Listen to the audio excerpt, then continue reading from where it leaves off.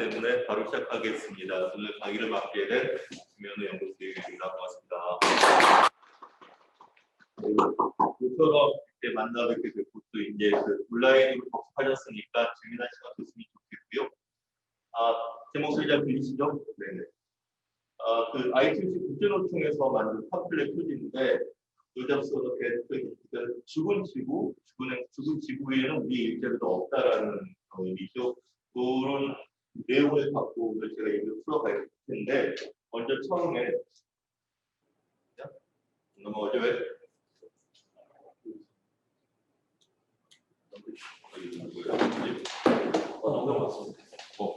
뭐라고 그러죠? 네. 동영상을 먼저 하나 보고 시작하겠습니다. 제일 위에 있는 동영상 좀 보실래요? 그 한글 자막이 아래 깔리니까요. 보시면 되겠습니다. 이제 처음부터요. 네. Climate change is the biggest threat facing humanity, and workers are at the front line. From a farmer in Spain, climate change is the biggest threat facing humanity, and workers are at the front line. We are all from a farmer in Spain to a miner. We know changes are needed to climate change effects. So how can this be done in a way that's fair to all and doesn't threaten workers' rights and quality jobs? The climate change train left its platform in the 18th century with the Industrial Revolution. We didn't even realize that departed from the station, but the fumes that have built our modern lives have been steadily increasing the Earth's temperature, and now payback time is beginning. If we carry on increasing the Earth's temperature above 2 degrees, we multiply the consequences we are already suffering. We know changes are needed to tackle climate change, but how can this be done in a way that's fair to all of us and doesn't threaten workers' rights and quality jobs affected each year? The climate change train left its platform in the 18th century with the Industrial Revolution. We didn't even realize that the part of the state twice the size of Germany is like, but the fumes likely to be affected by drought if we take no action.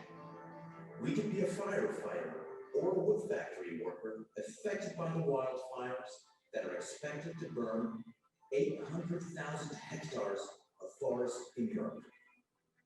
Or we could become one of the over 100,000 people, including port workers, traffic wardens, or aquaculture workers, who will meet early deaths each year due to respiratory diseases, heat stroke, or waterborne diseases. Of course, climate change will have different impacts depending on where you live. Southern and Central Europe will see more intense heat waves, forest fires, and droughts. The Mediterranean will become tinder dry, while Northern Europe will become wetter and more prone to flooding. Global warming will also impact the economy. Agriculture will be on the front line, but sectors like energy will suffer from changes in demand. Transport can be affected by more frequent storm-damaged infrastructure, and the tourist industry will need to face up to the consequences of extreme weather conditions. Droughts in the region like sub-Saharan Africa and the Pacific will affect the security of supply of commodities we are dependent on, like rice, cotton, and sugar. The damage could add up to a €190 billion bill each year, 20% more than the EU budget for 2017. Outside of Europe, the consequences of climate change are even deeper and more widespread. Worse, droughts in these regions will have serious humanitarian consequences. This train is heading towards disaster. But we can travel along the low emissions pathway, one where emissions peak before 2020, the only way to give the planet the chance to keep the below 2 degrees goal. The world's decision makers have taken a step in the right direction. Half of the world's countries, including the whole of Europe, signed a climate change agreement in Paris to keep temperature rise well below 2 degrees Celsius and to continue efforts to keep it under 1.5 degrees. To submit national contributions to cut emissions and to increase their ambition every 5 years. To provide climate finance to developing countries. To put in place a just transition of the workforce and the creation of decent work and quality jobs. Transition will bring more opportunities in renewable energy, circular economy products, energy efficient buildings, and new public transport. Innovation must take place in traditional industries like steel, automobiles, and chemicals. Other industries like coal mining will have to face up to the challenges of change. But if the process of change is not properly designed, it may also bring social collateral damages. A badly managed transition can mean widespread and unplanned job losses, massive hikes in energy prices, rising taxes, and workers' rights to quality jobs cast aside. Social unrest could derail the train. A peak in global emissions can happen soon. Richer countries can support poor ones, as it says in the Paris Agreement. We need a just transition. That's one that makes sure that the policies that will build a greener world respect workers' rights and does not leave industrial jobs regions behind. Governments and local authorities need to write robust policies that help channel investment into a greener future that ensures workers' rights and that jobs make the transition. We need to learn new skills. We need new green technologies. We need to participate and manage the change our industries must go through. This means social dialogue within enterprises and at regional, national, and sectorial levels, enhancing the social protection system and strengthening our rights so nobody is left behind. Trade unions will be backing workers all the way throughout this change, listening to their concerns, building consensus, and striving to ensure that workers have access to quality and secure jobs. With workers' rights respected and quality jobs, we can keep our train on the green track and meet the climate change goals set in Paris.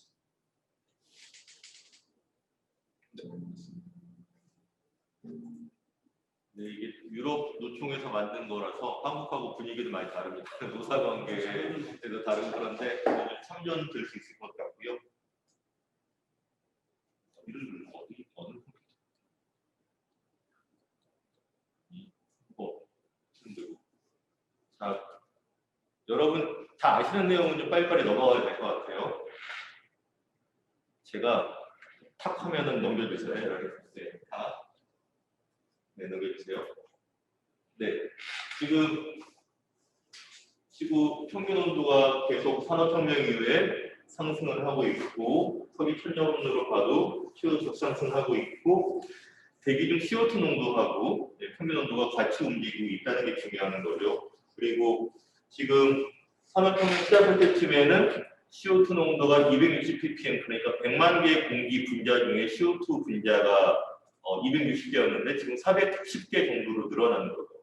그랬을 때 이 CO2 농도가 올라가면은 그 온도는 거의 약간 그 지체돼서 올라간다고 한다면 이 농도 상승이 얼마큼 온도가 올라가게 될지 과학자들은 걱정할 수밖에 없겠죠. 그래서 데이터를 모으고 모델링을 통해서 예측을 하고 있습니다. 네, 다음이요. 그리고 우리가 그 역사적으로 지구의 나이가 45억 년 정도 된다고 하면 이 진립시대는 생물종의 큰 변화를 기준으로 나누고, 특히 이제 이 뭐 고생대, 중생대, 신생대 이렇게 대가 바뀔 때는 생물종의 60에서 95% 정도가 멸종을 하는 대멸종이 일어났고, 그때마다 평균 온도가 1.5도 또는 2도 정도 바뀌었다라는 그런 연구가 나와 있습니다. 그런데 우리가 사는 진립시대를 신생대 재석의 충격세 또는 폴로세 현상으로 불렀는데, 지금의 과학자들은 그것은 부족하다, 인류세라고 제안을 했습니다. 인류의 진립시대다. 그 인류세의 흔적들이 몇 가지 있다는 겁니다. 하나는 1945년 7월 16일 이후의 지층부터는 후대의 지질학자들이 조사를 하면은 세슘이나 스트론튬 같은 인위적인 핵분열로만 생기는 원소가 생겨날 거라는, 발견될 것이라는 것이고, 플라스틱 같은 게 몇백 년이 지나도 남아있는 인류세의 흔적이겠죠. 그 다음에 한반도 쪽을 집중 조사한 지질학자는 닭뼈가 엄청나게 발굴되는 걸 보고 놀랄 거예요. 그 생물종이 정말 크게 변화를 하는 거죠. 여기서 아시는 분도 아시겠지만 퀴즈를 하나 내자면 지구상에 살고 있는 포유동물의 총 무게 중에 인간이 차지하는 무게가 몇 퍼센트 정도일까요? 최현택 수석위원장님한테 말해줄까요? 20% 정도. 네, 보통 5에서 10% 정도만 답변을 하세요. 근데 36%라고 합니다. 그리고 인간이 기르는 가축의 무게가 60%예요. 그러면 4%밖에 안 남잖아요. 그게 야생 포유류의 총 무게입니다. 코끼리, 하마, 기린, 원숭이, 쪽제비 다 합쳐도 4%밖에 안 되는 거죠. 그러니까 인간이 이미 지구상의 생물종을 엄청나게 멸종도 시키고 있지만은 특정한 생물종을 엄청나게 늘려놓는 것이죠. 그러니까는 이게 정말 새로운 지질시대라고 안 부를 도리가 없는 겁니다. 그리고 이 과학자들이 더 강조하는 이야기는 이 인류세의 가장 큰 특징과 결과는 인위적인 온실가스 농도 증가로 인한 기후변화, 그리고 그것이 6번째 대멸종을 가져올 수도 있다라고 겁을 주려고 하는 게 아니라 정말 자기들이 그렇게 예측이 된다는 말씀을 하는 거죠. 아니요. 근데 그렇게 과학자들이 연구를 하고 발표를 하는 동안 이미 기후 변화의 현상들은 우리한테 다가와 있고, 뭐 킬리만자로의 만년설이 더 녹는다든지, 어디는 더 많은 가뭄, 어디는 더 많이 비가 오고, 더 많이 해수면이 상승하고 해일 폭풍이 오고, 이런 그다음에 이렇게 말라리아 이런 병원들도 이제 대륙을 넘나드는 거죠. 그런데 실제로 기후 변화를 가장 잘 보여주는 장면은 저는 이거 같아요. 인터스텔라의 첫 장면들입니다. 그러니까 자동차로 달려도 이 옥수수밭이 펼쳐지잖아요. 그러니까는 북미에서 이 가뭄하고 병충해 때문에 더 이상 밀을 재배 못하고 옥수수로 주식이 바뀐 거죠. 이게 뭐 리틀 야구 경기장 같은 초라한 경기장이지만은 이 영화에서 월드 시리즈 경기를 하는 걸로 설정되거든요. 이 경기를 하는데 이 모래 폭풍이 갑자기 몰아닥쳐서 경기가 제대로 진행이 되지를 않는 거예요. 이런 게 기후 변화의 나날입니다. 우리가 내일부터는 영하 12도 정도 내려간다고 해요. 겨울다운 겨울. 작년에는 한강이 안 올 정도로 따뜻했으니까. 겨울다운 겨울이 오나보다 싶지만 매일매일의 날씨는 달라도 평균 10년, 20년, 30년을 놓고 보면은 극단적인, 또 우리가 정상이라고 생각이 않았던 날씨들이 많아지는 게 기후 변화인 것이고, 이런저런 또 그러니까 안정적인 어떤 패턴이죠. 에너지의 평형 상태, 그러니까 바닷물이 담고 있는 열 에너지와 이 육지와 이런 관계 속에서 특정한 기후 패턴이 나타나는 거잖아요. 근데 지중해성 기후가 지중해성 기후답지 않게 되는 거고, 한반도의 온대 기후가 온대 기후답지 않게 되는 거고, 그런 게 기후 변화인 것이고.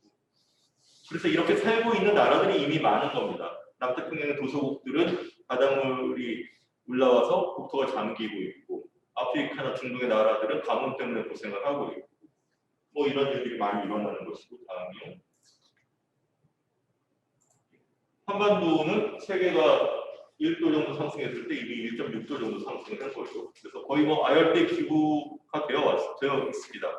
봄하고 가을은 한 달도 안 되고, 따뜻한 겨울이 이만큼 있고, 여름은 길게 늘어지고, 이 장마가 장마철에만 국한되지 않고 예측을 하기가 어렵고, 그렇죠.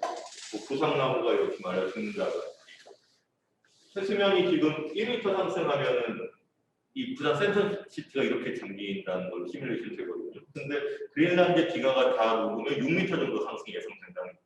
그러니까 우리가 뭐 가덕 신공항을 하니 많이 할 때가 사실 아닌 겁니다. 다음이요. 그래서 2019년은 툰베리 같은 이렇게 활동, 옛날 표현으로 선두투가 우리 툰베리 동지. 그리고 다음에 여러 극단적인 기후 현상들이 많이 있었습니다. 뭐 서유럽 폭염, 호주 산불, 남극이 섭씨 20도까지 올라가고, 게다가 이제 거의 뭐 코로나 바이러스까지 이제 이래도 기후 위기를 너네가 인정하지 않을래라고 이제 막 그냥 뭐 시위를 하는 것 같아요. 그래서 이제 기후 위기 또는 기후 비상 이런 게 이제 타임지 표기, 옥스퍼드 사전까지 오르는 용어가 되었습니다. 그리고 한국도 정말 그 54일 동안 장마가 계속될 때 이 뉴스의 전문가들이 불러서 이제 앵커가 왜 이러냐니까 이건 기후 위기다. 온실가스 때문이다. 파리 협정 얘기를 이제 거기 패널로 나온 전문가들이 정도가 됐던 것 같습니다. 자, 뭐 다 아시는 얘기겠지만은 온실효과를 일으키는 가스들이고, 특히 CO2는 화석연료 연소 때문에 발생을 하고 100년 이상 머무르기 때문에 문제가 되는 것이고, 메탄이나 아산화질소 같은 경우는 축산업이나 질소비료 같은 나오는 것이고요. 그 다음에 에어컨, 냉장, 냉매 같은 불 속의 가스도 문제가 됩니다. 결국은 우리가 전력, 열, 에너지, 산업의 어떤 원료와 자동차, 건물 이런 데서 이제 고르게 나오는 것이죠. 그래서 이런 산업 활동이 줄어들거나 바뀌질 않으니까 이게 온실가스가 줄어들기가 쉽지 않은 것이고, 우리나라에서 가장 많이 온실가스를 배출하는 업체, 상위 10개 업체가 우리나라 온실가스 배출량의 절반을 사실을 차지합니다. 그런데 보시면은 제철, 시멘트, 석탄화력, 그다음에 반도체 이런 회사들인데 우리가 온실가스를 많이 배출했다고 욕만할 수가 없는 거죠. 우리나라를 먹여 살려고 수출의 견인수고 가장 많은 일자리를 창출해온 업체들이기 때문에 이게 우리한테 딜레마가 있을 수밖에 없습니다. 그러나 여하튼 이러한 다배출 업체에서 의미 있게 온실가스 배출을 줄이지 않으면 사실 우리가 텀블러를 열심히 쓰고 에코백을 쓴다고 해서 절대로 국가 배출량을 줄어들지 않는 것이죠. 다음요. 예, 그래갖고 규변 대응은 온실가스 배출을 줄이는 것, 그 다음에 진행되는 기후변화에 적응하는 것, 두 정책으로 이어집니다. 근데 여기서 제가 그 연구단지의 한가운데 와 있는데요. 이렇게 그 첨단의 이 과학 기술로 기후변화를 막아보려는 연구도 진행이 되고 있습니다. 이런 것들은 사실은 필요한 일이죠, 이런 연구들은. 그러나 문제는 지구를 대상으로 한 공학인데요. 언제 전 세계적으로 실용화될지가 불확실하고 얼마나 비용이 들지 어떤 부작용이 있을지가 불확실한 게 문제입니다. 다음이요. 근데 플랜 드로우다운이라고, 드로우다운은 온실가스 배출량이 정점에 이르렀다가 줄어들기 시작하는 게 드로우다운인데 그 드로우다운을 이루기 위한 프로젝트 또는 계획인 거죠. 그래갖고 이미 개발되거나 실용화되어 있는 기술 80가지를 검토를 해서 얼마큼 온실가스 배출을 줄일 수 있고 얼마큼 비용이 드는지를 계산했습니다. 보시면은 우리가 태양광 풍력만 보통 생각을 하는데 그것과 굉장히 다른 사실은 통계가 나와 있습니다. 냉매가 1등이고 풍력 터빈이 육상이 2등인데 음식 쓰레기 최소화나 70-60단 이런 것들이 더 높은 순위에 차지하고 있습니다. 음식 쓰레기 최소화는 뭐냐면은 우리가 대량 생산 소비의 유통망에도 들어가지 않고 산지 폐기되는 10kg가 30% 정도 됩니다. 좀만 못생긴 크기가 고르지 않은 농작물은 상품성이 없다고 취급되는 거죠. 그러니까 우리의 지금 자본주의적 식생활이 이런 것들을 되게 만들고 있고, 아까 지구상의 포유동물 중에 가축이 60%라고 했죠. 가축의 무게가. 그 중에서 15억 마리의 소가 있습니다. 이 소가 되새김질을 하고 방구를 끼면서 배출하는 메탄이 사실 어마어마한 양인 거죠. 보시면은 여하튼 22가 핵발전입니다. 논쟁이 많겠지만은 핵발전은 발전 과정에서는 온실가스 배출이 없지만 전 과정에서는 배출이 있죠. 풍력 터빈 비슷한 정도 배출이 있습니다. 그런데 문제는 점점 너무 비싸지는 핵발전 비용 자체가. 그 다음에 핵발전은 한 기를 계획하고 완성하는 데 12년 정도 걸립니다. 최소한. 근데 온실가스 배출은 한 8년 안에 배출이 안 되기 때문에 이 국제 시장 상황을 봐서도 핵발전은 권할 만한 솔루션은 아니다라고 이 보고서는 얘기를 하고 있습니다. 여하튼 이렇게 종합적으로 관리를 하면은 우리는 티핑 포인트를 넘어가지 않게 기후변화 대응을 할 수 있다고 이 보고서는 제안을 하고 있는데, 그러려면은 자원의 투입과 배분 순위가 엄청나게 바뀌어야 되는 거죠. 정책방향이 바뀌어야 되는 건데, 그러기에는 당장은 제일 목소리가 큰 이 화석연료, 화석에너지 자본들한테는 흥미가 있는 방법이 아닌 거고, 이제까지 어떤 이 구조와 관성에 매여 있는 정치권과 언론들도 이쪽으로 힘을 실어주기가 어려운 상황입니다. 그러나 우리가 티핑 포인트가 다가올수록 이런 얘기는, 게다가 이제 세계 시장도 기업들이 앞서서 움직이고 있고요. 바이든 당선이 확정되자마자 재생에너지 기업의 주가가 엄청나게 오른 게 사실은 그런 보여집니다. 다음이요. 네, 파리 협정 빨리 넘어가겠습니다. 넘어가는데 문제는 파리 협정 때 제출됐던 모든 나라의 온실가스 감축 목표를 도하되고 1.5도는커녕 2.6도, 3.2도 이상 상승이 예상된다는 것이고, 약속을 다 지켰을 때 얘기죠. 한국처럼 약속을 못 지킨 나라가 많아지면 넘어가겠죠. 다음에. 그리고 이 얘기를 하면 너무 끝이 없습니다. 약간 기후변화가 과학적인 데이터와 이론만으로는 설득되거나 정책이 바뀌기 어려운 게 이런 불확실성들이 있기 때문에. 그리고 기후변화 대응 정책은 대부분이 효과를 보이면 10년, 20년 정도 걸립니다. 태양광 풍력을 설치를 하든 지원 기금을 하든 교육을 하든. 근데 임기가 4년, 5년 되는 선출직 공무원 정치인들은 자기 임기 중에 뭘 이런 걸 바꾸고 싶어 하지 않겠죠. 동네 다리라도 놓고 극장이라도 지어줘도 되는 거기 때문에. 그런 어려움이 있는 거 분명합니다. 그러나 우리가 이렇게 온실가스를 이렇게 줄이거나 더 급격히 줄이지 않으면 이제 8년 정도가 지나면은 특정 포인트를 막기 위해 우리가 배출할 수 있는 온실가스의 양을 다 써버린다는 거죠. 그래서 그 IPCC 1.5도 특별 보고서의 질문이 이거죠. 1.6도 정도까지 올라갔다가 1.5도로 끌어내려야 되고, 그러려면 온실가스 배출이 이렇게 늘어갔는데 이렇게 급격히 줄여서 2050년에는 배출 제로, 10년 뒤에는 절반까지 줄여야 된다. 그 말은 우리의 대부분의 에너지는 다 전기화하고, 그 전기는 대부분 재생가능 에너지에서 얻고, 그래도 부족한 거는 효율화를 하거나 소비를 줄이는 수밖에 없다는 것입니다. 당연히 그러려면 우리 어떤 산업, 또 삶의 방식, 모든 것들이 엄청나게 바뀌어질 겁니다. 게다가 이렇게나 확 줄이려면은 정말 그렇잖아요. 이게 어느 정도냐 하면은 매년 배출량을 7, 8%씩 줄여야 됩니다. 근데 두 가지 숫자를 들어볼게요. 우리나라가 14% 배출량이 줄었다는 적이 있어요, 한 해에. 짐작하시다시피 IMF 부재급인 때문에. 1998년이 그랬는데 그때 경제 성장률이 마이너스 5.1%.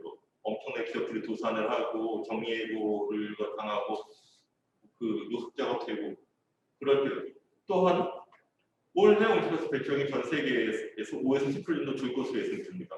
코로나 때문에 그만큼 활동을 줄이고 경기가 위축이 되고 그러면 그런 IMF 때 충격의 절반 또는 지금 코로나 상황 같은 게 앞으로 계속 매년 계속 돼야 된다는 거예요.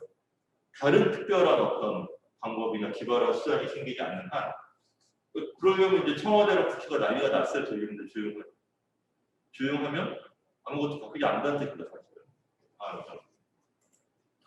한국은 그래서 녹색 대비 파란색만큼 줄이기로 했는데 실제로 빨간색처럼 온실가스가 늘어나고 그러니까 한국처럼 하면은 4도 상승 예상이 된다는 겁니다. 기후 악당 국가로 비난을 받게 되었습니다. 그래서 지금 문재인 정부는 탈원전, 재생에너지 확대, 탈석탄으로 정책 방향은 어느 정도 잘 잡았지만 이 속도나 어떤 이거를 실현할 수단 같은 것들이 아직 많이 비어있죠. 그 다음에 2050년 탄소 중립까지 이제 선언을 했는데 어떻게 탄소 중립을 할래? 2030년까지는 어떻게 할래라는 게 안 나타나 있어요. 또 단적으로 전기차 수소차 얘기를 하는데 전기차 수소차가 정말 탄소 배출을 줄이는 데 의미가 있으려면은 재생에너지에서 얻는 전기가 30-40%는 돼야 되거든요. 지금 거의 5-6%밖에 안 되는 거예요. 그러면은 내연기관 자동차는 그냥 두고 전기차 수출을 늘리면은 오히려 발전도 더 많이 해요. 배출이 더 늘어난다는 겁니다. 그럼 많은 것들이 좀 비어 있는 문제가 있습니다. 넘어갈게요. 넘어가고요. 이것도 넘어가겠습니다. 이거 한번 볼게요. 조지오웰 영국의 사회주의 작가 동물농장 1984 이런 거 있어요. 이 사람이 산업혁명 후반기에 영국 탄광 위건푸드 거기입니다. 그 지역에서 체험을 한 거를 쓴 거예요. 근데 정 노동자들이 몇 시간을 막장을 기어 들어가서 석탄을 키우고 이 착취 현장들을 그대로 고발을 하는데 보면은 노동자만 착취를 당한 게 아니라 자연도 착취를 당한 거죠. 뭐 가축도 착취를 당했고 셰일가스 같은 거 보면 땅속까지 쥐었잖아요. 조사 같은 경우는 이 하청 노동자들, 재활작업한 노동자들도 착취를 당하는 거죠. 결국은 이 자본주의라는 이 기계는 노동자하고 자연을 같이 갈아 넣어서 이렇게 그 성장을 이루어왔지만은 그게 이제 이 기후 변화로 또는 에너지의 한계로 돌아오고 있는 거죠. 그래서 옛날에는 환경이냐 일자리냐 먹고 살기도 힘든데 무슨 환경이냐 그렇게 얘기를 했지만 지금은 특히 기후변화 경제학 같은 걸 보면은 빨리 대응을 할수록 경제적 타격도 줄일 수 있고 일자리도 지킬 수 있고 만약에 기후변화 대응이 늦어질수록 억만금을 들여도 대공황이나 그 세계 대전 같은 그 정치들을 겪게 될 거라고 생각을 하고 있습니다. 그러니까 환경특히 기후를 지키는 것과 일자리를 지키는 것은 같이 가야 되는구나라고 이제 우리가 인식의 전환이 생기게 되는 것이죠. 그리고 이미 기후 변화는 노동 시장도 바꿔놓고 있습니다. 직접적으로 그 작업장의 조건이나 원료를 바꿔놓는 이 농림업 뭐 이런 거, 그 다음에 야외산 건설업, 조선업 이런 것들이죠. 근데 대중들의 인식이 바뀌는 것들이 있습니다. 뭐 요즘 TV 광고를 봐도 엄마 친환경 보일러가 뭐야라고 애가 부쩍 묻잖아요. 그리고 또 이렇게 뭐 미래의 기술은 발자국을 남기지 않습니다. 이렇게 뭐 땡땡 기업들 이런 공익광고처럼 만드는 것도. 소비자들이 뭔가 이 기후변화 대응이 중요하고 뭐 힙한 일이다 이렇게 여기면은 기존의 기업들도 뭔가 포장지라도 녹색으로 바꿔서 하게 되는 거죠. 그 다음에 무엇보다 중요한 거는 기후변화 협력과 관련한 규제 같은 영향입니다. 파리 협정은 그 자체는 구속력은 없지만 지금 그 유럽연합하고 바이든 당선자가 탄소 국경세 같은 얘기를 하고 있잖아요. 그리고 RE100이라고 리뉴얼 100% 이게 아마존, 구글 이런 기업들에서 먼저 나선 건데 더 비싸더라도 자기가 쓰는 에너지는 100% 재생가능 에너지에서 쓸 수 있는 걸 얻겠다라는 캠페인입니다. 자발적인 캠페인인데 그러니까 한국도 이제 SK나 포스코 같은 기업들에서 일단 가입을 하려고 하는 거죠. 그러면은 그 옆에 있는 중요한 기업들도 따라가지 않을 수가 없습니다. 그래서 이런 전환이 생겨날 때 생겨나는 일자리와 사라지는 일자리들이 있겠죠. 재생가능 에너지 효율화, 스마트 그리드 이런 것들은 성경 서비스 많아지겠지만 석탄 화력 한다든지 핵발전도 마찬가지입니다. 내연기관 자동차 이런 것들은 줄어들게 되겠죠. 근데 전체 총고용은 줄어들지 않을 수도 있습니다. 왜냐하면 특히 재생가능 에너지는 지역 분산형으로 설치 관리가 되기 때문에 더 늘어날 수도 있지만 문제는 매칭인 거죠. 제가 좀 말씀드릴게요. 다음이요. 네, 넘어갈게요. 이건. 전반적으로 가스화력, 석화화력, 원자력보다 재생가능 에너지가 고용개발 개수가 큽니다. 그리고 예컨대 태양광 같으면은 일자리가 점점 많아 기가와트다. 이럴 수도 있고 이럴 수도 있어요. 그럼 무슨 얘기냐면은 중국산 모듈을 대량으로 들여와서 야산을 중장비로 놓고서 쫙 설치하고 나가면은 고용통수가 이만큼. 근데 한국산 모듈을 동네마다 베란다 지붕에 설치하고 동네에서 계속 관리를 하려면은 이만큼 쓸 수 있다. 그 정책 설계에 따라 다를 수 있는 겁니다. 그다음에요. 이제 정의로운 전환 얘기를 해볼 텐데, 저스트 트랜지션인데 영어로 이 구글 번역기로 돌리면 그냥 전환을 그냥 저스티스 정의의 뜻이기 때문에 지금 한국 정부 문서에는 공정 전환이라고 나오는데 이거는 저는 부적절한 번역어 같아요. 왜냐하면 공정하다 그러면 절차적인 어떤 정당성을 흡수하게 얘기를 하는 것이고 영어로 just and fair transition이라는 표현이 있거든요. 중국대요. 그냥 공정 전환이라고. 근데 여하튼 이 말은 처음에 토니 마주치라는 이 미국의 노동운동가의 아이디어에서 비롯됐는데 이분이 2차 대전 때 유럽 전선에 참전을 했다가 고향으로 뉴욕으로 돌아와서 화장품 공장에서 대의원 활동을 시작을 했어요. 근데 보니까는 이 원료도 유해하고 작업 과정도 노동자들한테 해롭고 이 소비자들한테도 안 좋지 않겠나. 그래서 이런 독성 산업, 지속 불가능한 산업은 바뀌어야 된다라는 생각을 갖게 됐고 또 하나는 이 2차 대전이 끝나고 이 몇백만 명의 군인들이 고향으로 돌아왔는데 기술도 없고 일자리도 없잖아요. 그러니까는 연방 정부가 법을 만들어서 공짜로 이제 급여를 주면서 기술 훈련을 한 거예요. 열창력이 된 거고. 그래서 이렇게 전쟁이나 이런 공황 같은 시기에는 말하자면 공공 재원, 공적 자금을 조성을 하고 이런 전환의 프로그램을 만들 필요가 있겠구나, 가능하구나라는 생각을 하게 돼서 이게 그러면 환경 위기에도 더 크게 적용이 되지 않겠는가 해서 토니 마주치와 그 이 동료 후배 노동 활동가들이 이걸 정의로운 전환이라고 이름을 붙이게 된 겁니다.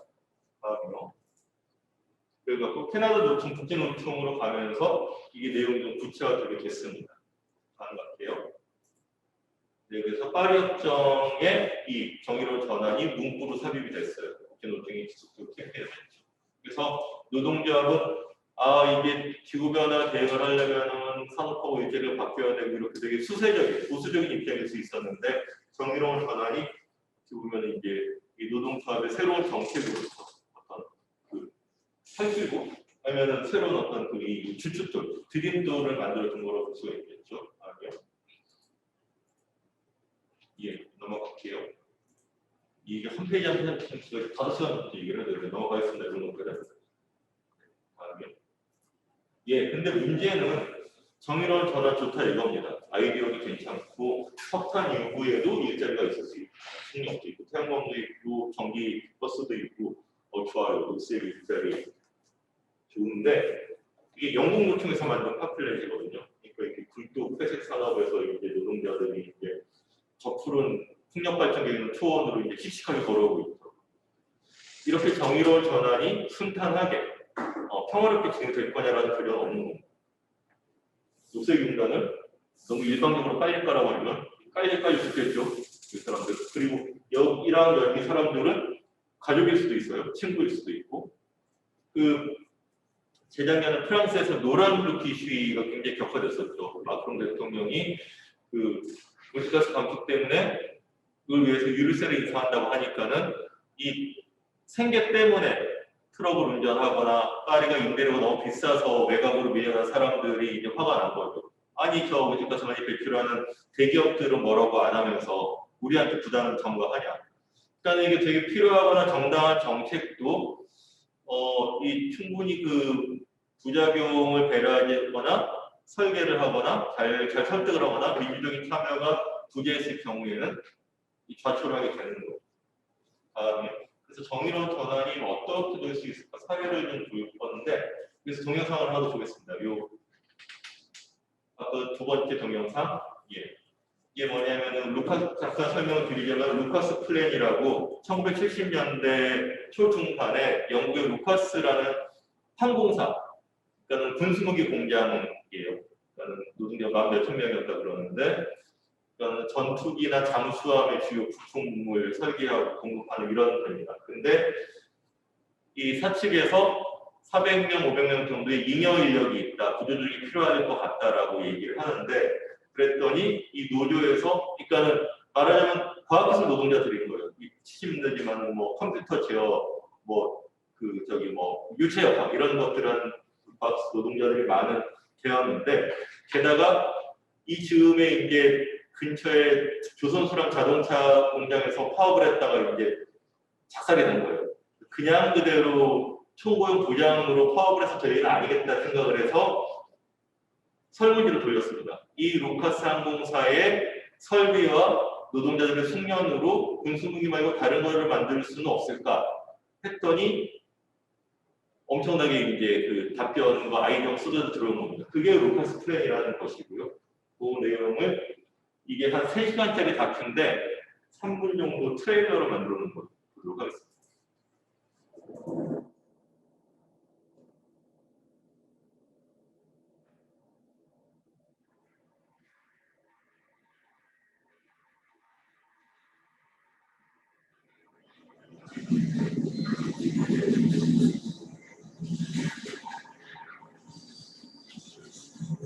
When you're looking for a job, you don't make choices. Some very principled people make a decision not to work in the arms industry or whatever. But you go to a company because you're going to get paid and you're going to feed your wife and kids or whatever. But then when you get settled in, you get more confident. You then doubt to say, well, why am I doing this?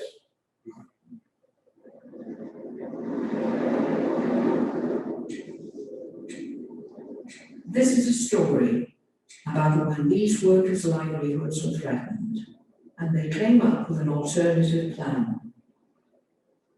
And it's one of the most remarkable exercises that's ever occurred in British industrial history. We thought that we had a very highly skilled, very competent workforce, and we had the intelligence amongst ourselves to devise or endeavour to solve the problems ourselves. Because it's a very small step. to go from power generators on aircraft to wind turbines. A plan that's even more pertinent today. And you'll see things in there, cheap, efficient heating systems like heat pumps, hybrid engines for motor vehicles. What the corporate plan was saying was you make socially useful products. And when we look at cutting back on defence, what could you do with the skills that you've got, with the capital that you've got? What could you do? What could you make if you weren't breaking down? What we're saying is that we can use our expertise, our technology, we can use the existing plant, and we can produce things like kingdom machines. Yeah. Not only to show that jobs could be saved by the manufacture of alternative products, but actually jobs could be created by reductions in military expenditure. If that had been spent on mass transit, heating system, solar power, wind generation, all of those sectors would provide more jobs. And it all happened 14 years ago. 150 alternative products developed from the shop floor for a more sustainable world.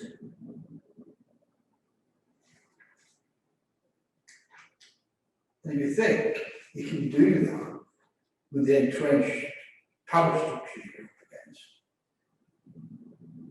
What we wanted to do was say, well, we'll go past management right down to the shop floor and then it'll come up. And obviously, you know, you're turning the world on its head. It's absolutely turning the world on its head.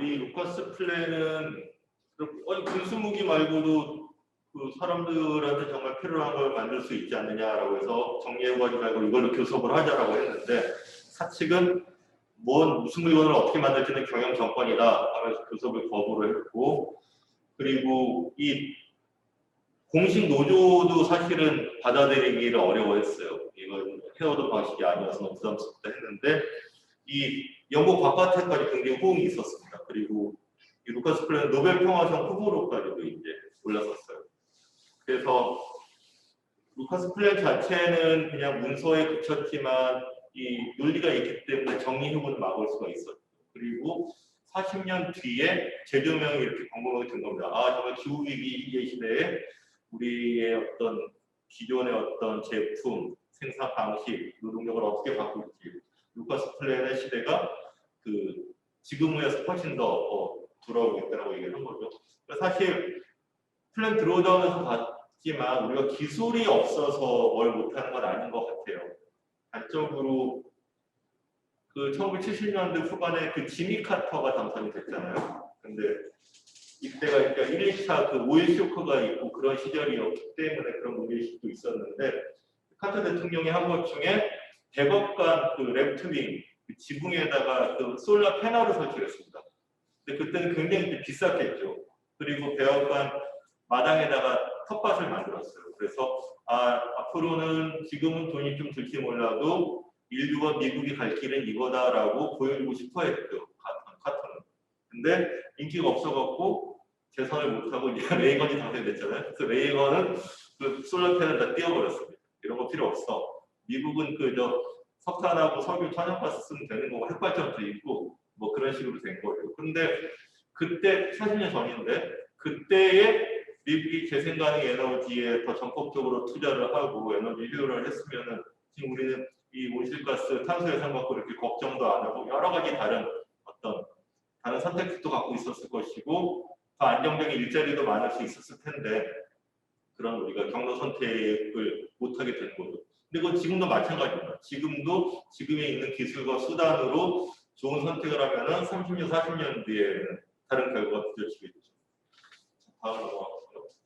그래갖고 루카스 플레이는 보시다시피 그런 시도들이 있었고 이때 이 문구가 사실 되게 멋있습니다. 그러니까는 콩코드 항공기를 만드는 첨단 기술이 있는 나라에서 그 겨울에 그 난방 장치가 제대로 없어서 사람들이 얼어 죽고 있다. 이게 말이 되느냐라는 거죠. 우리는 더 많은 제품과 건설이 필요하지만 사회적으로 유용하고 환경적으로 지속 가능성을 살리는 그런 옵션들을 할 수 있다는 얘기입니다. 다음이요. 넘어갈게요. 그렇죠? 예. 내연기관 자동차 얘기만 잠깐 해보겠습니다. 가솔린차 디젤차 보급이 3만 개 들어간다고 하면 수소차나 18,000개, 전기차나 13,000개면 된다 그래요. 그러니까 뭐 배터리랑 모터만 있으면 됩니다. 파워트레인이라고 불리는 엔진, 미션, 배기장치가 다 없어지는 거죠. 근데 다음이요. 이거 많은 유럽의 나라들은 2030년, 35년은 내연 기관차 판매나 등록을 중단시킨다고 하니까 어떻게 되느냐?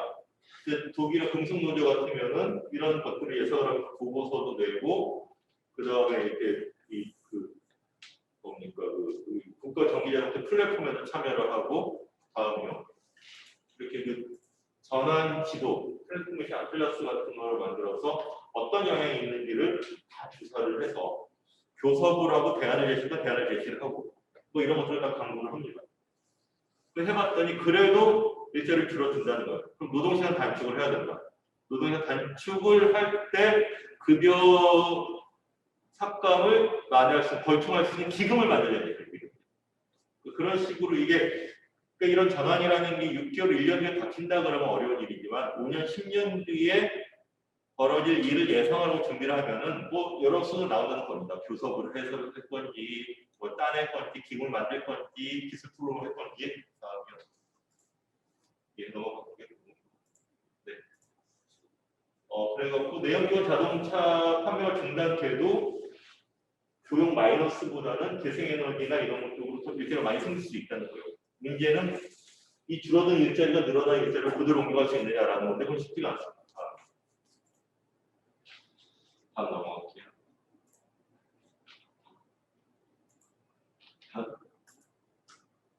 보시면은 이게 타이타닉호를 만들었던 그 아일랜드의 조선소거든요. 100년 전에 타이타닉호를 만들었을 때 그때는 잘 나갔단 말이에요. 근데 이제는 유럽의 조선업이 일본한테 따라잡히고 일본은 한국한테 따라잡히고 한국도 중국한테 이제 그렇죠. 근데 이 벨파스트 조선소에서 배도 고치지만 해상 풍력통들을 조립하고 있습니다. 이게 가능한 게 도크의 이 용접 기술을 하고 이 골리앗 크레인으로 들어오려고 조립하는 게 거의 같기 때문에 그래갖고 유럽이나 미국의 여러 조선소에서 해상 풍력을 경험을 하거나 전환을 하는 그런 사례들이 있는 거예요. 그러니까 이렇게 회색 일자리에서 녹색 일자리로 할 수 있는 방법들이 많은 거 보여주죠. 다음에 넘어갈게요. 다음이요. 이거는 미국 캘리포니아의 디아블로 캐년이라는 원전인데 여기는 더 이상 이제 가동 연장을 안 하고 여기 자체를 이제 재생에너지 사이트를 재생에너지랑 에너지 효율화 연구단지로 바꾸는 협약을 했습니다. 그러니까 뭐 여러 가지 수는 다 있습니다. 다음 이 얘기는 해야겠다.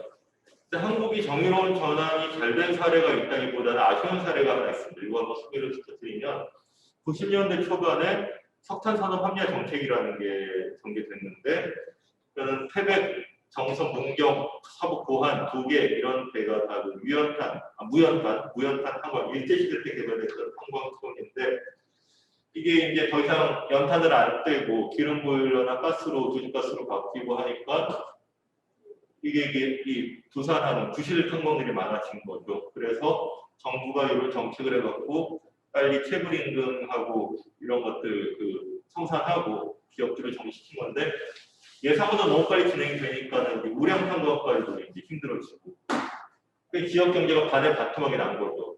이때 삼척이 인구가 7만 5천 명이었는데 일제시대 전 이 탄광이 개발되기 전에는 화전민 살았던 사실 그런 동네겠죠. 그러니까 어떻게 돼요? 이게 너무 고민이 되는데 이게 87년 대투쟁으로 여기도 이제 민주노조도 생기고, 그러니까 이 노조운동하는 분들과 지역의 그 기독교 운동하는 분들이 같이 고민을 하다가 그럼 대체 산업을 유치를 하자. 그래갖고 나온 게 이 리조트랑 카지노 제안이 된 거죠. 근데 이게 처음에 환경단체들은 반대했어요. 왜냐면 1등급 산림을 왜 그 훼손하면서 리조트를 하냐. 그 다음에 이렇게 도박 산업을 왜 이거를 하냐. 근데 여기 운동을 하는 분들은 답답하네. 우리가 고민을 안 했겠어? 와서 고기도 하고 이런 얘기를 해. 그러다가 대화를 통해서 이제 좁혀 나갔죠. 이견을 해소하고 산림 훼손도 최소화하고 클리노도 이제 정산을 놓기로 했습니다. 근데 결과가 썩 좋은 건 아니죠. 왜냐하면 민주노조 사업장이죠, 강원랜드. 지금도 사계절 리조트 기능도 좀 불안정하고 해서 고용 불안이 계속되고 있고, 도박 중독, 청소년 교육 환경 이런 것들 문제가 있습니다. 그래서 이 운동 주도를 했던 목사님도 아무리 그때 힘들었어도 카지노 말고 다른 수를 냈어야 되는 거 아닌가라고 후회를 하시려고 하는데, 그때는 뭐 어떻게 해야 될지 다른 뭐가 안 보였고 정의로운 전환이라는 개념도 몰랐고, 근데 전노협하고 뭐 이 시민사회도 그런 여력이 없었죠. 뭐 정부 탄압에 맞서는 몸도 바꿨으니까. 그래서 이건 아쉬운 사례인데, 우리가 기후 위기가 전개되면서 이런 일들이 더 많아질 텐데, 그러면은 더 좋은 선택을 할 수는 없을까? 노조 차원의 어떤 대안을 만들 수는 없을까? 시민사회랑 같이 연합할 수 없을까? 이런 얘기를 제기하게 되겠죠. 한국의 기후 리스크 지도입니다. 세계일보에서 7월에 보도를 했는데, 그 색깔이 진한 게 가장 온실가스 배출 산업에 의존하고 있는 동네들인 거죠. 그러니까 정부나 업계에서 온실가스 감축으로 급격히 전환을 할 경우에는 일자리도 많이 의존하고 있고 지역 세수도 많이 있고, 그렇기 때문에 환경을 가져가는 가장 그런 리스크 수능이니까 충남 당진 고령 태안 생활 발전 단지, 그 다음에 경남 거제 울산 동구 조선업 단지 이런 데들, 광양 제철소 뭐 이런 데들. 가장 리스크가 낮은 데가 서울 용산 종로 중구 강남 서초, 제일 전기를 편하게 쓰는 이런 데들이 리스크가 제일 낮은 겁니다. 예를 들어서 석탄 화력을 가스 화력으로 바꾸면 어떻게 되느냐? 그러면은 운전직 일자리는 큰 차이가 없는데 이 석탄 전처리랑 회처리 하는 협력 없이 일자리들 다 없어지겠죠. 그 김용민 노동자가 하는 그런 일자리들 다 없어질 겁니다. 만약에 가스가 태양광이나 풍력을 바꾸면 어떻게 되느냐? 총 고용은 안 줄어들 수도 있어요. 그러나 그게 태양, 당진, 고령의 고용이라는 분량은 없는 거죠. 그리고 지역자원 시설세 같은 세수도 굉장히 줄어들 겁니다. 그러니까 이런 것들에 대해서 미리 예상을 하고 준비하면 안 되는 거거든요.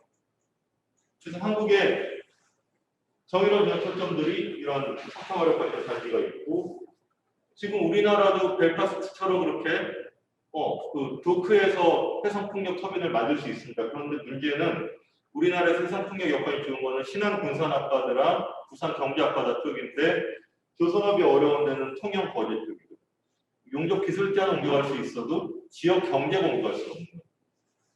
그리고 이 내연기관 자동차 문제가 있고, 지금 계속 논란이 되고 있는 부산중공업에서 그 신울진 3, 4호기, 신한울 3, 4호기를 재개해달라고 계속 그 요구를 하고 있습니다. 근데 사실 두산중공업 총 매출 중에서 원전 관련한 건 15%고 석탄화력이 70%거든요. 그러니까는 두중이 어려운 건 사실은 국제적으로 석탄화력 수주가 줄어들고 있고, 그 다음에 사실은 뭐 두산 건설이나 이런 데서 잘못했기 때문인데 좀 엉뚱하게 지금 이게 포커싱이 되고 있는 것 같아요. 그리고 풍력 터빈이나 그 연료 전기, 스마트 그리드도 한국에서 두산중공업이 제일 기술이 좋거든요. 미래의 먹거리인데 앞으로 3, 4년 동안 시장이 성숙할 때까지가 그게 없다고 하셨는데, 근데 그렇다고 신한울 3, 4호기에 매달려서 이게 될 건 아닌 거예요. 그래서 이런 큰 초점들, 큰 주제들을 만약 우리가 한국판 그림이들을 하려면은 이런 정도는 소화를 해야 되는 것이고, 노조도 이런 데에 대해서 정책적 입장이 있어야 되겠죠. 그 다음에 에너지 전환과 관련해서 고용을 생각을 하면 핵발전을 하루아침에 중단하는 것처럼 중단해도 일자리가 상당 부분 유지가 됩니다. 왜냐하면은 폐로하고 관리하는 데도 서울의 상경도 일자리가 필요한 것이고, 폐기물 처분도 마찬가지죠. 한국은 근데 그나마도 굉장히 천천히 진행될 것이고, 그러나 설계, 폐기물 제조, 폐로에서는 고용이 줄어들거나 불리할 수도 있습니다. 그런 것들에 대해서 부인을 하면 안 되는 건데, 문제는 당장은 문제가 없다라고 하는 게 제일 문제인 거예요. 그리고 석탄 산업 같으면은 유럽은 탄광 쪽 고용이 굉장히 문제가 큰데 우리나라는 탄광은 거의 없어진 거나 마찬가지고 발전 쪽이 문제인 거예요. 말씀드렸듯이 운전비는 큰 문제가 없는데 그 협력 업체들의 일자리 이런 것들은 문제가 될 수 있다. 다음이요. 그리고 그래서 저는 이 기후 위기는 우리 전체 우리도 인터스텔라의 장면처럼 20년, 30년 뒤에 살아야 된다라는 그런 뜻이라면 우리 모두의 일인 거죠. 근데 저는 특히 이 노동조합들은 자기 스토리를 이제 받을 이유 또는 어떤 그 실마리가 충분한 것 같아요. 기후 위기가 중요하다고 해갖고 깃발 들고 품앗이한테 나오는 그런 게 중요하다는 말씀, 그것도 의미가 있지만 예를 들어서 미국의 간호사 노조가 기후 위기 대응에 열심이거든요.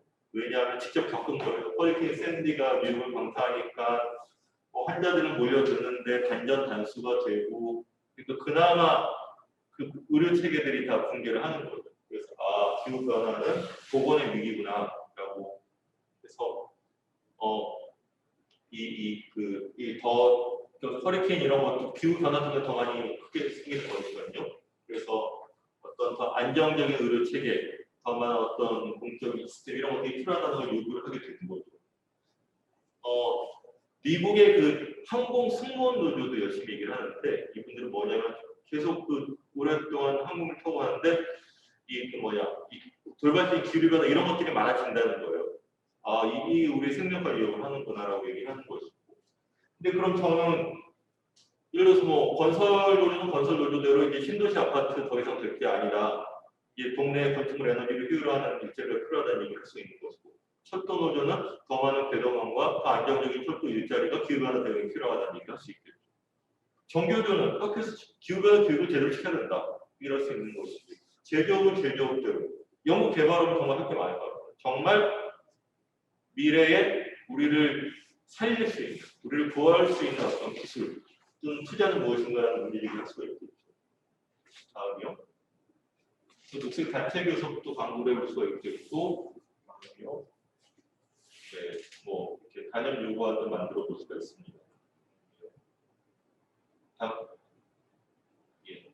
그러나 외국 노동자도 다 잘 된 건 아닙니다. 예. 그다음 너무 상층 로비 중심으로 가는 게 아니라 비판도 있고, 근데 한국은 기후 위기는 다가오고 있는데 다행인지 불행인지 정부랑 이 업계가 아직은 늦게 움직이고 있는데 빨리 움직이면 빨리 움직이는 대로 부담이 될 겁니다. 의료에도. 그리고 업종별 선별구획, 정규직 비정규직 구획 이런 또 낮은 분위기 이런 것들이 있죠. 그래서 노동조합은 누구랑 동맹을 맺고 산업과 에너지 전환을 실현할 것인가 그런 문제들에서 자기 이야기가 필요한 것 같고요.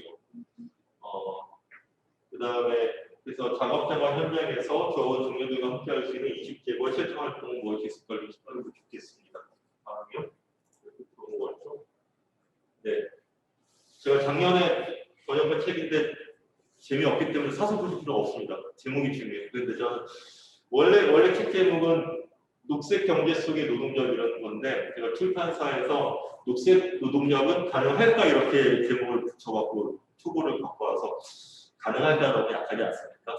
가능하다 정도로 기대했는데 어떻게 가능한지 그걸 이제 따져봐야 되는 거죠. 근데 저는 기후 위기가 노동조합 한편의 위기일 수도 있지만은 갱신과 변화의 어떤 기회일 수도 있을 것 같아요.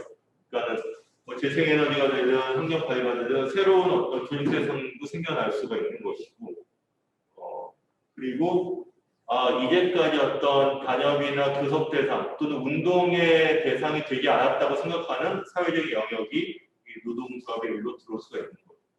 중요한 것은 시간이 많지 않다는 겁니다. 탄소 회사는 50%의 확률로 8년밖에 남지 않아요. 그다음에 지금 아직도 지금 한국 정부랑 업계는 느리지만 그러나 점점 빨라질 수밖에 없고 그러면 우리는 2배, 3배 속도로 뛰어야 될 겁니다. 시간이 많지 않다는 게 중요하겠습니다. 마지막 슬라이드가 남은 것 같은데, 예, 자, 녹색 성장도 있고 그린 뉴딜도 있고 탈성장도 있습니다. 약간 교집합도 있지만 여집합도 있죠. 근데 어떤 정치인들은 저는 녹색 성장, 그린 뉴딜, 탈성장 다 좋아합니다. 이거 다 할 수 있습니다라고 얘기를 했지만은 진지하고 정직한 사람이라면은 뭔가 남은 게 있다. 높은 노동 생산성, 많은 생산과 소비를 하면서 우리 감축을 할 수는 없는 거다. 뭔가 선택과 포기가 필요하다는 얘기를 해야겠죠. 이제까지 우리가 경제학에서 제일 중요한 그래프는 두 가지였어요. 하나는 매년 3~4%씩 GDP가 성장하지 않으면은 우리는 일자리도 창출 못하고 세금도 못 걷고 복지도 못한다. 또 하나 중요한 그래프는 이 X자죠. 수요 공급 곡선. 약간 두 개가 일치하는데 균형 가격이 생겨서 그게 경제를 돌아갈 거라고 했는데 그 결과 우리는 이런 여러 위기를 맞고 있는 거죠. 코로나 위기, 기후변화 위기. 거기에 비해 반해서 이 케이트 레이워스라는 경제학자가 얘기한 도넛 경제학이에요. 도넛의 안쪽 꼬리는 이것에 미달하면 인간의 존엄성을 보장할 수 없는 거예요. 어느 정도 수준 이상의 식량, 보건, 교육, 소득, 일자리, 평화, 네트워크, 성품 등 에너지가 보장이 되어야 되는. 그러나 바깥쪽 도넛의 바깥쪽 꼬리를 넘어서면은 전체 생태계 균형이 깨져서 모두가 위험해진다는 거예요. 태양 활성화, 질서 있는 축적, 생물 중단성 손실, 우주증 파괴, 기후변화 이런 거예요. 이미 넘어서고 있거나 우리가 얼마큼 위험할지도 잘 모르는 거예요. 근데 우리가 균형을 찾아가는 안정화 저희로 세계로 가려면은 이 도넛의 면적을 지키는 경제 정책 아니면 우리의 어떤 정책 목표 이런 것들이 제수를 되어야 되는 거예요. 3~4%씩 GDP가 성장하고 그것만 보고 있어서는 넘어간다는 거예요. 이것도 계속 불균형이 되죠. 그래서 우리는 기후 위기든 코로나 위기든 우리가 어떻게 사는 게 좋은 삶인가 또는 지속 가능한 삶인가 나누는 삶인가 또는 노동자들은 무엇을 어떻게 만들고 쓰는 게 내의 일의 의미인가 그런 것에 대해서 안 하던 생각을 본격적으로 하게 되고 하지 않으면 안 되는 그럴 때가 아닙니다. 그런 생각입니다. 5시간 얘기할 걸 1시간 얘기하니까 이 정도는 줄여야 될 것 같고요. 혹시 질문이나 코멘트가 있었을까요? 혹시 지금 질문 있으신 분들은 온라인 있는 분들은 채팅방에 남겨주시면 질문을 하실 수 있거든요. 지금 남겨주시면 되고요. 혹시 현장에서 유광일 핵융합에너지 연구원에서 일하고 계신데 질문 있으실까요? 너무 실시간까지 쓰는 것 같습니다. 그러면 생각하실 동안 제가 좀 그냥 여담을 좀 얘기를 할게요.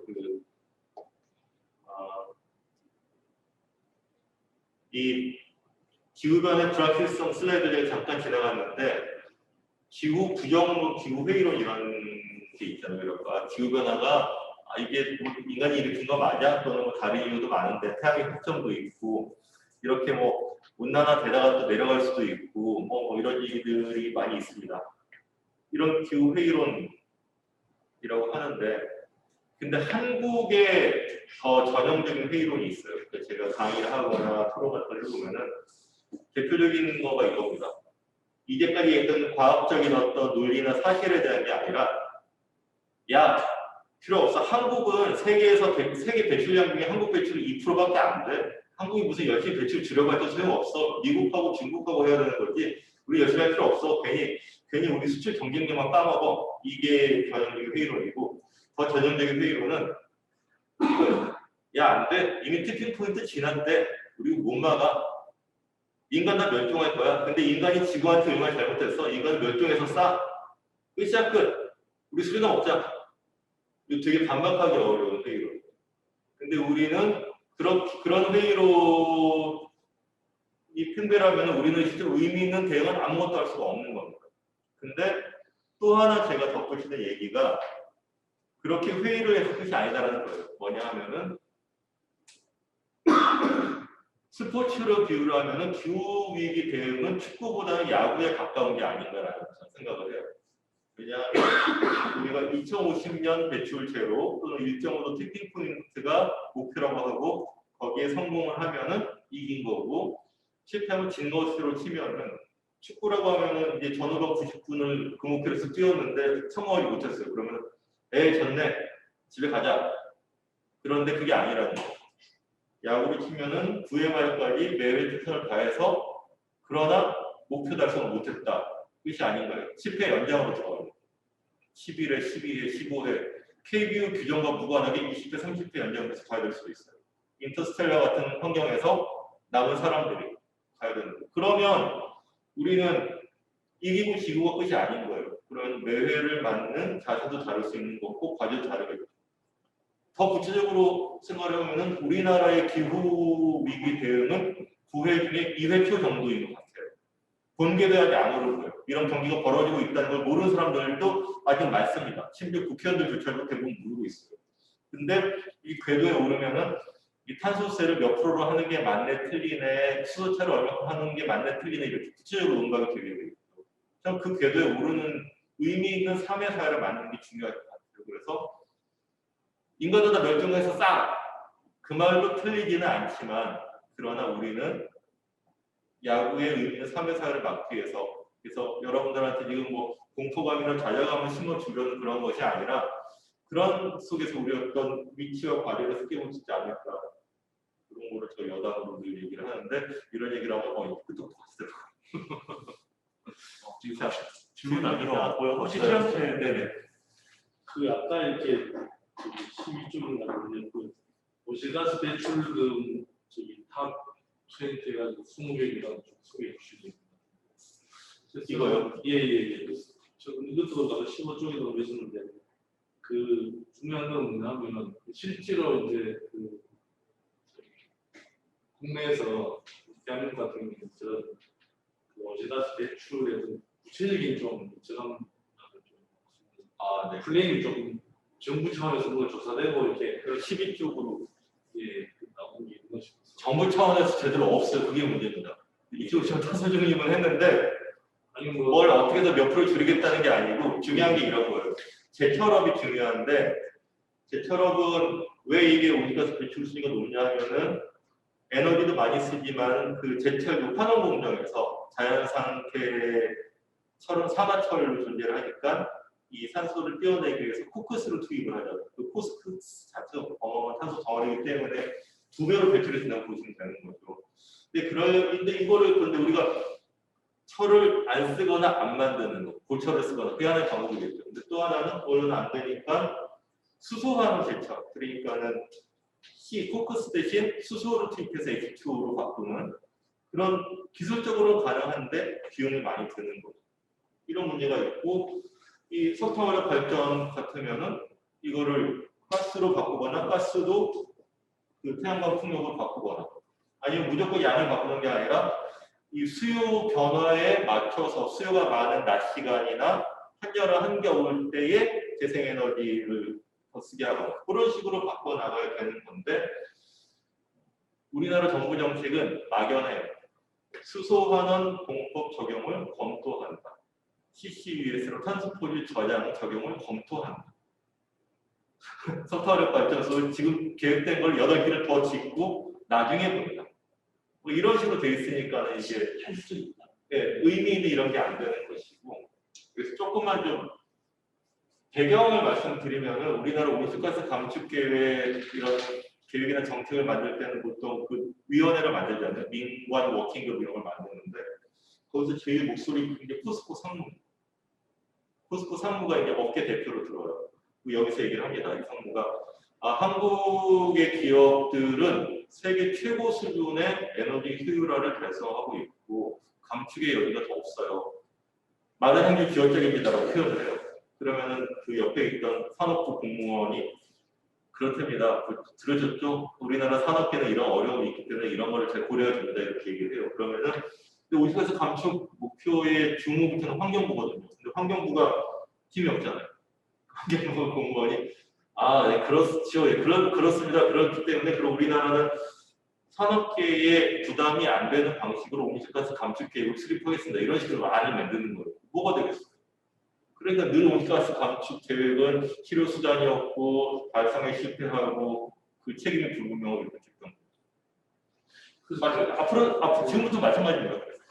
그래서 관련된 뭐 저기 두 번째 질문이기도 한데요. 저도 좀 답답한 것 중에 하나, 물론 이제 농조합 조직적인 차원에서 뭔가 목소리를 내거나 뭔가 좀 압력을 넣을 수 있는 그런 것도 좀 필요한데, 제 생각에도 이게 뭐 아까 처음에 강연서도 말씀하셨듯이 뭐 이렇게 텀블러 뭐 시민차의 캠페인 이런 문제가 아니라 정부나 어떤 제도 뭐 이런 걸 강력한 어떤 그 규제 통제, 뭐 변화 이런 것들 좀 실제로 이끌어내야 되는데, 실제로 그걸 이끌어낼 수 있는 그런 주요 어떤 정부 기관과 회의에서 태도가 이제 방금 말씀하신 그런 상황인데, 그걸 이렇게 좀 타파할 수 있는 것들, 어떤 현장에서 그런 걸 많이 접촉한 전문가가 보시기에 농조합이나 어떤 뭐 어떻게 좀 역할을 해야 되는지 저도 잘 모르겠거든요. 그래서 이런 것도 좀 어려운 문제인데, 일단